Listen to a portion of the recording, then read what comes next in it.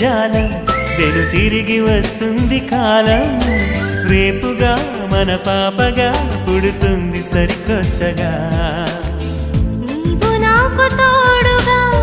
నేను నీకు నీడగా ప్రతి రేయి తీయగా పిలుస్తోంది హాయిగా